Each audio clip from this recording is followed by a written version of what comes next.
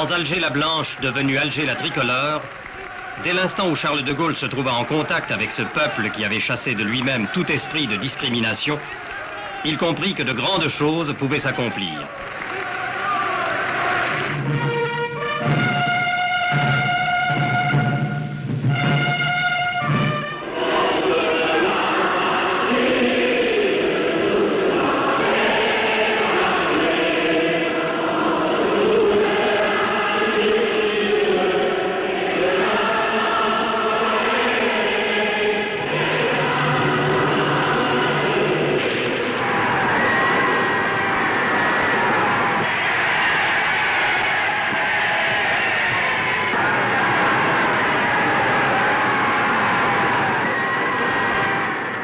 La France considère que dans toute l'Algérie, il n'y a qu'une seule catégorie d'habitants.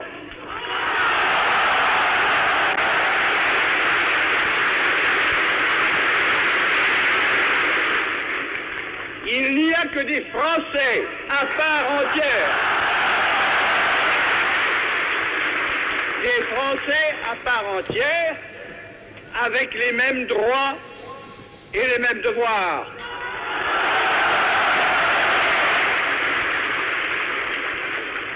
Cela signifie qu'il faut ouvrir des voies qui jusqu'à présent étaient fermées devant beaucoup.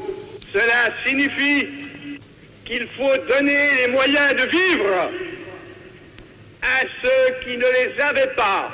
Cela signifie qu'il faut reconnaître la dignité de ceux à qui on la contestait.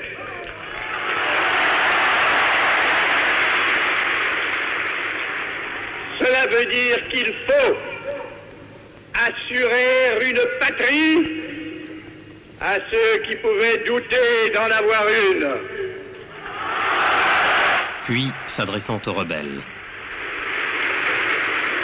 Moi, De Gaulle, à ceux-là, j'ouvre la porte de la réconciliation.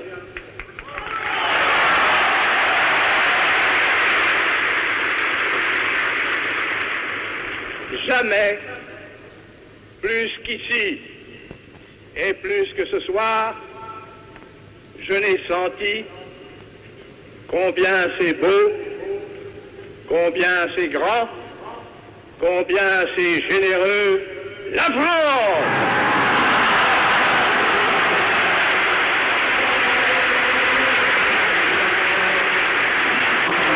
Vive la République! Vive la France!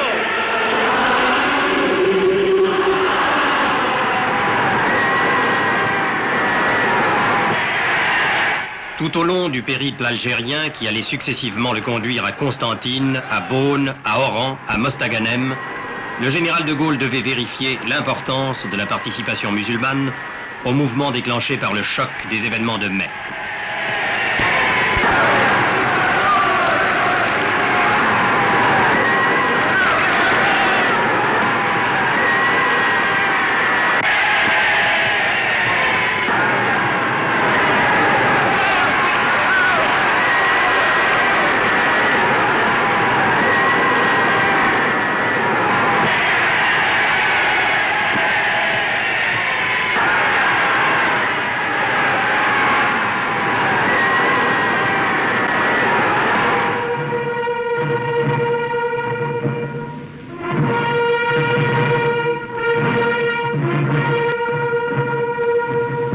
Un émouvant dialogue s'était engagé entre un homme et une foule, animés d'une estime réciproque, décidés l'un et l'autre à rechercher les moyens de régler enfin tout ce qui reste à régler dans ce pays.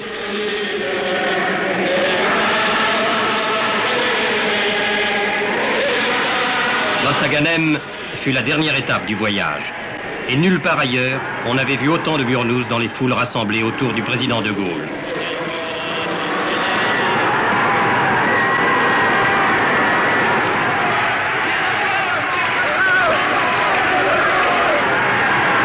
Je porte, a dit de Gaulle, une des plus lourdes responsabilités de l'histoire. Cependant, partout en Algérie, l'unanimité fut telle que la formule désormais célèbre « 10 millions de Français » devenait un but accessible. 10 millions de Français.